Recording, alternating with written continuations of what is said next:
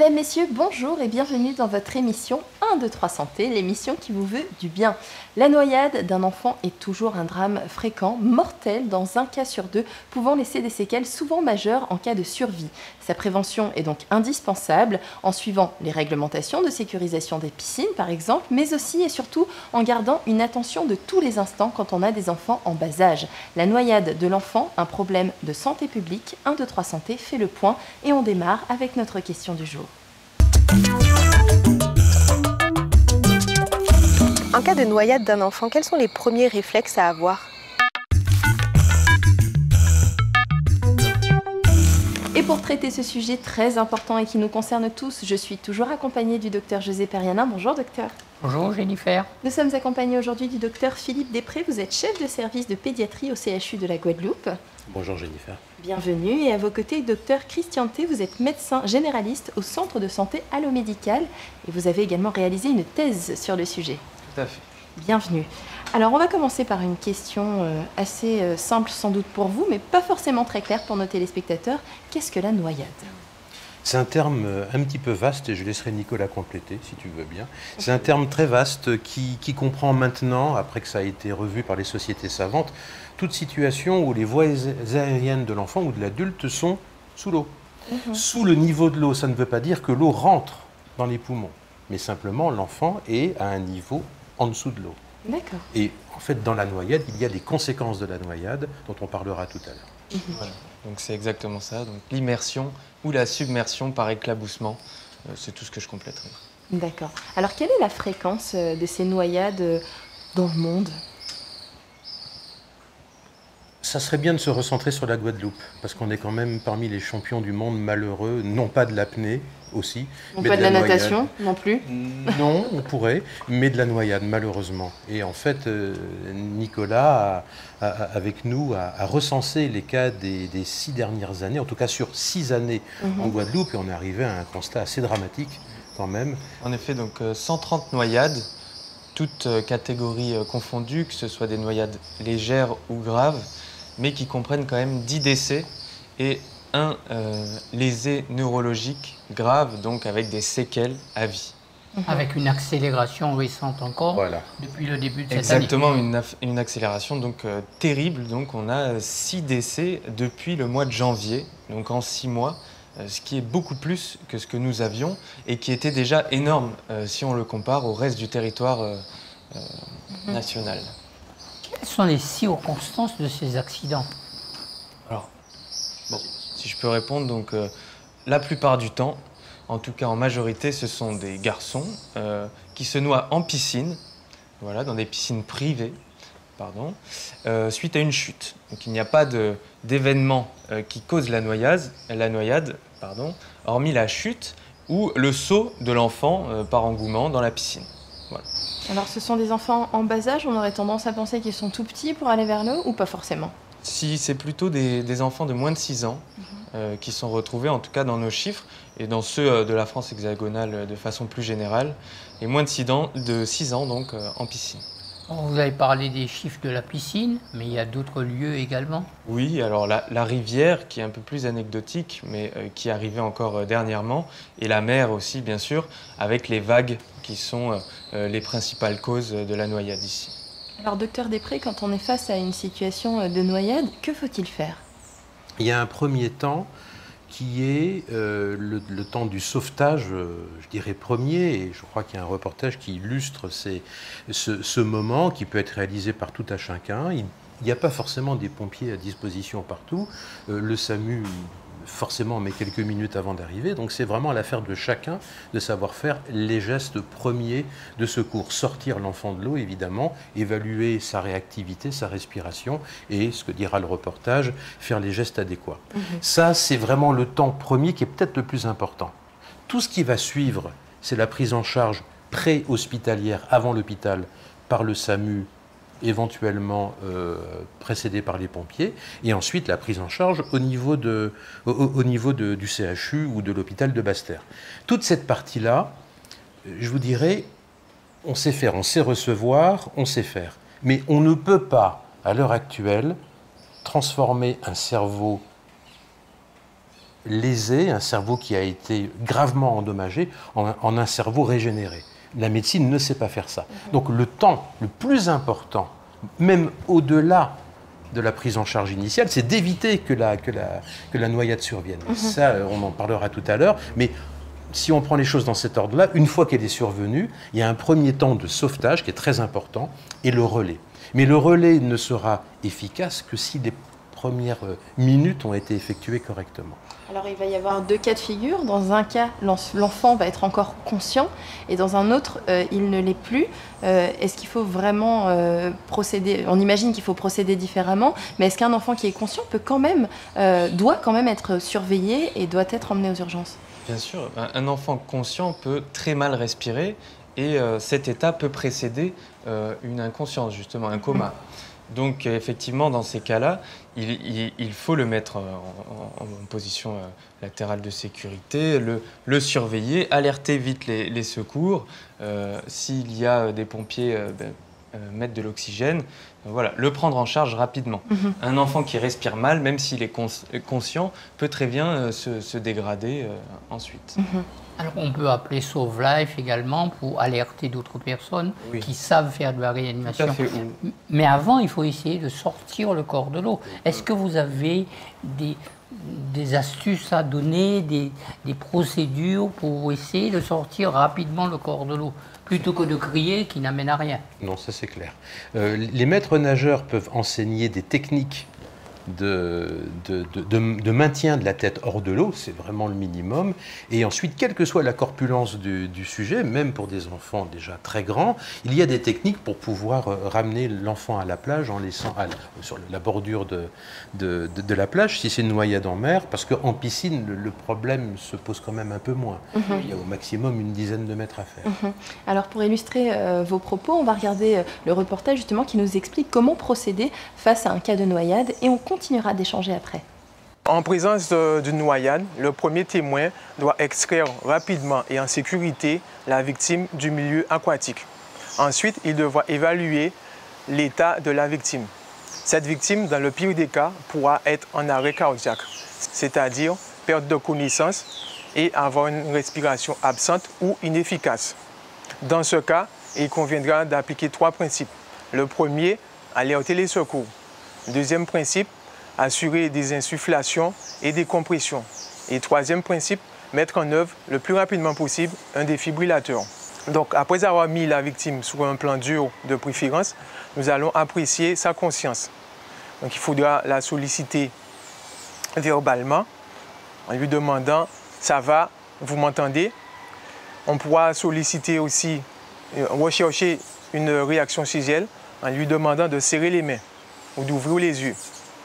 Une fois qu'on n'aura pas de réponse à ces sollicitations, nous allons apprécier la respiration de la victime. Pour ce faire, il faudra libérer d'abord les voies aériennes. Dans le cas du nourrisson, de par sa morphologie, il s'agira de mettre sa tête en position neutre. Après avoir effectué ces gestes, nous allons apprécier sous 10 secondes maximum la respiration. Donc nous allons regarder les mouvements de la cage thoracique et du ventre. Nous allons écouter les bruits issus de cette respiration. Et troisièmement, nous allons ressentir le flux d'air avec la joue à proximité de la bouche de la victime. Après avoir constaté l'absence de respiration, donc nous considérons que notre victime elle est en arrêt cardiaque, c'est-à-dire perte de connaissance et absence de respiration ou respiration anormale inefficace. Dans ce cas, il convient d'alerter rapidement les secours. 2 solutions. Si nous sommes seuls, nous utilisons notre téléphone en mettant la fonction haut-parleur, ou alors il faudra se libérer pour aller passer l'alerte. Deuxième cas, nous avons un témoin que nous allons solliciter pour passer l'alerte. Une fois l'alerte passée, nous allons effectuer des compressions thoraciques. Les compressions thoraciques auront pour but de rétablir une circulation artificielle qui permettra de véhiculer le sang dans les différents organes. Donc, concernant le nourrisson, de par sa morphologie différente, nous allons appuyer sur le sternum dans l'axe avec la pulpe de 2 doigts, une largeur de doigt au-dessus du point de jonction des côtes. L'enfoncement se fera de 4 cm. ou alors un tiers de l'épaisseur du thorax. Vous allez effectuer 30 compressions, ensuite 2 insufflations. Les insufflations remplacent en fait la respiration. Donc elles auront pour but d'apporter de l'air aux poumons. Pour ce faire, nous allons effectuer la technique du bouche à bouche dans le cadre de l'enfant et de l'adulte. Pour le nourrisson, toujours par rapport à sa morphologie, nous allons faire du bouche à bouche aîné, c'est-à-dire le sauveteur, il devra avec sa bouche englober la bouche et le nez du nourrisson. Les insufflations seront au nombre de 2, donc il faudrait effectuer 2 insufflations dans un laps de temps de 5 secondes. Donc vous allez alterner 30 compressions et 2 insufflations. Une fois que vous aurez le défibrillateur, il sera mis en œuvre le plus rapidement possible. Concernant le défibrillateur, il faut savoir que tous les établissements publics disposent d'un défibrillateur. Sinon, lors de l'alerte, vous demandez la mise à disposition d'un défibrillateur. Le médecin régulateur au niveau du SAMU pourra vous conseiller, vous indiquer l'emplacement d'un défibrillateur. Si vous ne disposez pas d'un défibrillateur, vous réalisez les jets de secours, à savoir les 30 compressions et les 2 insufflations, jusqu'à l'arrivée des secours. Donc le défibrillateur est un matériel simple d'utilisation. En effet, nous avons des pictogrammes, des schémas qui donnent l'indication, la procédure à mettre en œuvre, ainsi qu'un métronome qui va vous guider durant toute sa mise en œuvre. Par ailleurs, ce matériel se trouve dans tous les lieux publics. Tout un chacun, même sans formation de secouriste, peut utiliser le défibrillateur. Alors on espère que les téléspectateurs ont bien mémorisé ces gestes car ils sont importants. On rappelle d'ailleurs que ces reportages sont disponibles sur le site internet Santé Mag 97. Et pour poursuivre sur le sujet, avant de détailler les séquelles éventuelles d'une noyade et même les risques de décès, on aimerait comprendre le mécanisme et savoir ce qui se passe concrètement pendant la noyade.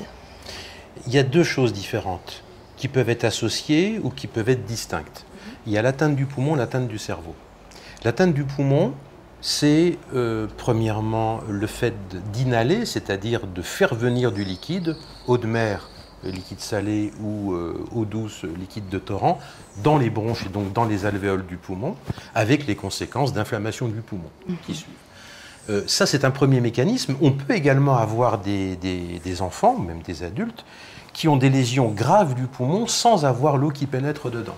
Simplement, ils ferment leur glotte ici, ils ferment leur respiration. Comme quand ils ont plongé. Oui, mais ils font des mouvements respiratoires de stress et ils font un traumatisme au niveau du poumon. Ils peuvent aller jusqu'à saigner dans leur poumon, se faire saigner dans le poumon. On l'a eu encore il y a quelques mois, un enfant qui n'avait pas inhalé, mais qui avait à la radio des signes d'inflammation généralisée des 2 poumons et on avait retrouvé du sang à l'aspiration. Ça s'est bien passé par après, parce que la réanimation a été finalement pas très longue, mais ce sont des mécanismes où le poumon est quand même atteint alors que l'eau ne pénètre pas dans le poumon. Ça, c'est la première série de conséquences d'une noyade.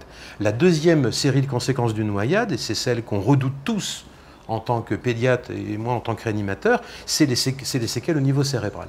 Lorsque vous avez une privation d'oxygène pendant plusieurs dizaines de secondes, on ne va pas parler de 2 ou 3 minutes comme pour l'adulte, hein. L'enfant n'a pas des réserves d'oxygène dans le reste de son poumon équivalentes à celles de l'adulte. Il va plus rapidement souffrir d'un manque d'oxygène. L'enfant n'est pas un apnéiste. Un adulte, vous le savez, la championne du monde de Basse-Terre fait 7 minutes en statique, le champion du monde toute catégorie fait 11 minutes. C'est exceptionnel. L'enfant ne sait pas faire ça. Quelques secondes suffisent pour que son cerveau manque. Quelques dizaines de secondes. On le voit quand on fait de la réanimation pour autre chose, lorsque l'enfant se coupe de la source d'oxygène, avant que la saturation ne chute, hein, ce marqueur de pourcentage d'oxygène dans le sang, il se passe chez le petit, c'est d'autant plus rapide que l'enfant est jeune. Et ça peut être 20 secondes chez le tout petit, ça peut être 1 minute chez l'enfant plus grand. Donc il y a ce manque d'oxygène, et puis si survient un arrêt cardiaque, il y a le manque également de débit cardiaque dans le poumon, même si le sang est pauvre en oxygène, le fait de ne pas du tout irriguer le poumon aggrave les conséquences au niveau du cerveau. Et là, on a vraiment ce qu'on appelle l'anoxo-ischémie, arrêt de la circulation cérébrale et arrêt d'apport en oxygène complet.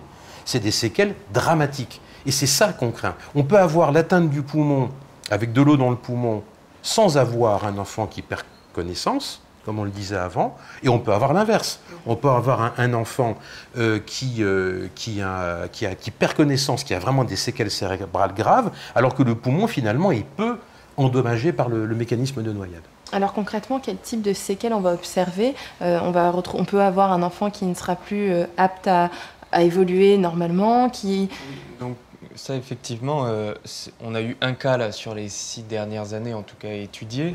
C'était des séquelles neurologiques graves, donc avec une incapacité même à parler, à se déplacer. Voilà, il est dépendant pour toutes les activités de la vie quotidienne, donc c'est vraiment dramatique. Sachant que c'est quand même rare, heureusement, d'accord, mais on a soit des noyades où il n'y a pas de séquelles, d'accord, aucune séquelle, soit carrément le décès. Donc c'est vraiment l'un ou l'autre, d'accord. Il y a peu d'entre deux au final. Et c'est la rapidité d'intervention qui détermine un peu ce pronostic. Alors, on va maintenant passer sur le volet de la prévention. Comment, selon vous, faut-il prévenir et comment on pourrait agir pour éviter ces drames? Il faut tout simplement apprendre à nager pour ses enfants et pour soi aussi. Il y a encore beaucoup de Guadeloupéens, surtout des femmes, qui ne savent pas nager. Si on compare avec le reste du territoire, il y a des hommes les hommes en général savent un peu plus nager que la moyenne nationale. Peut-être qu'ils seraient plus enclins donc à apprendre à leurs enfants, en tout cas à se mettre à l'eau avec eux pour les faire évoluer dans le milieu aquatique. Parce qu'effectivement, en Guadeloupe, on est entouré d'eau, l'île aux belles eaux, ça porte bien son nom. Il faut absolument que les enfants apprennent à nager. C'est au niveau de la prévention, sur quoi on veut faire vraiment le point. Mais les noyades, ça peut concerner les petits qui ne sont pas encore en âge de ces apprentissages, dans le milieu familial où il y a une piscine privative qui sont de plus en plus nombreuses. Dans ces situations-là, que doit-on faire? Il faut surveiller l'enfant. C'est-à-dire, donc, il y a des systèmes de sécurité, bien sûr, au niveau des piscines qui sont réglementés. C'est dans la loi. Quand on construit une piscine, il faut avoir un système de sécurité, que ce soit des barrières, des alarmes.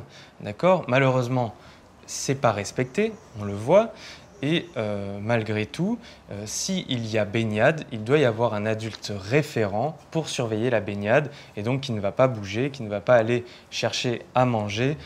Voilà, 1 minute suffit pour qu'on ait un accident grave. Qui sait nager lui-même. Et même quand il y a une barrière, il faut penser à refermer la porte. Or, ça arrive souvent quand, dans des situations conviviales, vous avez des amis, où il y a du monde, on oublie, les enfants sont en train de jouer entre eux. C'est à ce moment-là qu'il y a le drame. S'il y a donc, des amis, redoubler de vigilance. S'il y a du monde, dans ces cas-là, il y a une personne référente. C'est obligatoire. Dans 80% des noyades mortelles, qui sont pour la plupart en piscine privée, il y a eu un manque de surveillance. Donc, chacun peut se rejeter la faute. Ce sont des drames familiaux. En général, ça reste dans la famille. Donc, il faut vraiment désigner un référent pour surveiller la baignade. Et qu'en est-il des bouées? Puisqu'on peut penser, parfois, certains adultes se disent « bon, il a mis ses brassards, il risque pas grand-chose ». Est-ce que c'est vrai? Alors, les bouées, donc les brassards, justement, ou tous les éléments de flottaison certifiés, qui ne coûtent pas plus cher que les autres, peuvent aider à la flottaison et sont recommandés pour les enfants qui ne savent pas nager, bien sûr, mais ils ne vont pas faire tout le travail. D'accord ? Ça veut dire qu'on peut mettre des brassards à son enfant, malgré tout, il faut quand même le surveiller. Et on voit bien que malgré la surveillance, il y a quand même des noyades, même chez les enfants surveillés. Donc ça peut aider et éviter encore un peu plus les noyades, bien sûr. Par contre, il faut faire attention à tout ce qui est bouée, jouets fantaisie, voilà, les licornes très jolies qui fleurissent partout, surtout sur les plages avec les courants et le vent. C'est faussement rassurant d'une part, et en plus ça peut être dangereux. Tout à fait. Alors, j'aimerais revenir un tout petit peu sur la prévention primaire, que vous avez commencé par ça, l'apprentissage de la natation pour tous nos enfants. Est-ce que vous pouvez en revenir dessus? Quelle est votre analyse dessus? Alors, aujourd'hui, en tout cas, il y a encore trop peu d'enfants qui savent nager. Là, sur les enfants qu'on a étudiés, qu'on a retrouvés, 94% des moins de 6 ans n'avaient aucune notion de natation. Aucune. Le plan aquatique qui a commencé en 2018 pour l'ensemble du territoire national vise à avoir des compétences de natation minimales en 6e pour tous les enfants. Aujourd'hui, ce n'est absolument pas le cas. La Guadeloupe est particulièrement, mal lotis, déjà au niveau des piscines publiques, parce que c'est là où on apprend à nager. On a très peu de piscines publiques comparées aux autres départements, et parmi celles-là, la plupart sont insalubres ou alors sont fermées, faute de personnel. C'est en train petit à petit d'être réhabilité, mais il faut encore stimuler les municipalités pour continuer à faire les dossiers et avoir des piscines qui soient accessibles et accessibles à tous. Alors on poursuit. Je vais vous donner un chiffre. Moins de 30% des élèves de 6e ont les bases minimum de natation. C'est certainement vrai. De ce qu'on voit parmi les enfants qu'on côtoie, dans notre vie civile, ou ceux qu'on rencontre à l'hôpital, c'est effectivement ce qu'on retient comme pourcentage. Alors pour continuer dans cette démarche de prévention, on va écouter attentivement les conseils de Monsieur Roux de l'ARS. Bien, les risques qu'on peut trouver sur une piscine sont variables. Il y a le premier risque qui est bien sûr la noyade. Ça, c'est le risque physique le plus important. Des dispositifs sont possibles pour éviter ces noyades. Les premiers, ce sont des dispositifs qui sont de couvrir la piscine avec un rideau étanche, voilà, qui répond à des normes. De toute façon, tous les dispositifs de sécurité répondent à des normes AFNOR. Donc le premier, c'est cette couverture. Le deuxième, ce serait une protection périmétrique avec une barrière assez haute pour que les jeunes enfants ne puissent pas les franchir. Et puis un portillon aussi adapté avec une serrure un peu plus sophistiquée que les serrures normales pour pouvoir entrer. Un des troisièmes points serait un dispositif qui contrôle les vagues dans la piscine. Donc c'est un dispositif aussi anti-noyade, mais qui est basé sur des mouvements d'eau qui ne sont pas normaux dans la piscine. Alors c'est cette alarme de surface est bien sûr mise sur position off quand il y a une baignade, parce que sinon ça fonctionnerait.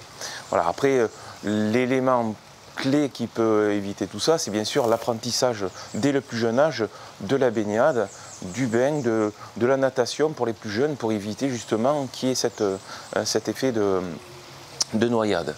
Ensuite, c'est valable aussi pour les animaux de compagnie qui pourraient se baigner dans la piscine. Il faut leur apprendre, là on a une piscine avec des escaliers, il faut leur apprendre que pour sortir, il faut prendre des escaliers. Donc c'est tout un ensemble d'éducation à avoir, mais dès le plus jeune âge, parce que les enfants, on voit que les plus jeunes sont les plus vulnérables. Ensuite, on a un autre type de problème avec la piscine, c'est un milieu qui peut être propice à des bactéries, un développement bactérien. Donc là aussi, il faut surveiller la désinfection de la piscine pour éviter des proliférations de bactéries ou de champignons qui pourraient être aussi une atteinte à la santé. Et puis on a un point qui va avec ce traitement, c'est un traitement adapté. C'est-à-dire qu'il ne faut pas émettre un excès de chlore, un pH trop bas ou ne pas renouveler suffisamment son eau, parce qu'on a tous ces produits qui restent, notamment le stabilisant du chlore qui est présent dans pratiquement tous les produits ici et qui lutte contre l'atteinte du chlore par les ultraviolets. Voilà, tout ça, c'est à contrôler. C'est un milieu qui est sensible.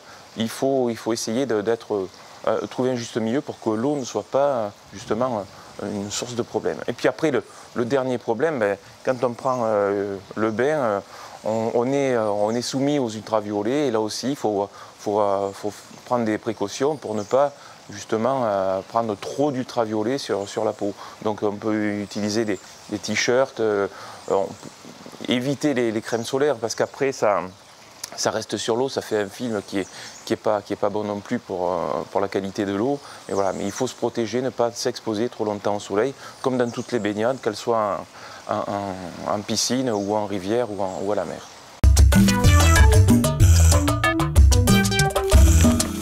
Alors on ne sait pas chez vous, mais en tout cas, moi j'ai pris des notes, j'ai bien mémorisé, c'est très très important, on le rappelle. Un mot de fin pour nos téléspectateurs ? Je dirais que prendre en charge une noyade, c'est une affaire de spécialistes. Au bout de quelques minutes, les pompiers, le SAMU, l'hôpital, la réanimation, on sait faire, c'est compliqué. Faire la prévention d'une noyade, c'est une affaire de tout le monde, toutes les familles, les enfants, les enseignants, les politiques, les maires, l'ARS, Tout le monde a son rôle à jouer là-dedans et c'est insupportable pour nous et pour moi qui les vois passer quand ils sont vivants sur les urgences pédiatriques, c'est insupportable de voir autant de nouvelles dans les médias. 6 fois depuis le début de l'année, c'est un crève-cœur, c'est vraiment quelque chose d'insupportable et d'évitable. Pour les citoyens, formez-vous aux gestes de secours. Si vous avez des piscines, c'est très important. Apprenez à vos enfants à nager, c'est vital pour eux. Et formez-vous aux gestes de premier secours, car il n'y a pas besoin d'être un pompier ou un smuriste pour sauver des vies. D'accord ? Il y a des gestes très simples, accessibles à tous. Il faut se rapprocher des associations, rapprochez-vous des pompiers, des mairies. C'est nécessaire que la Guadeloupe soit formée et puisse sauver ses enfants. Eh bien, merci beaucoup. C'était une mission d'utilité publique de faire cette émission aujourd'hui. Merci beaucoup, chers téléspectateurs, de nous avoir suivis. On se retrouve très bientôt pour une nouvelle thématique. D'ici là, prenez soin de vous et on se quitte avec la synthèse en créole.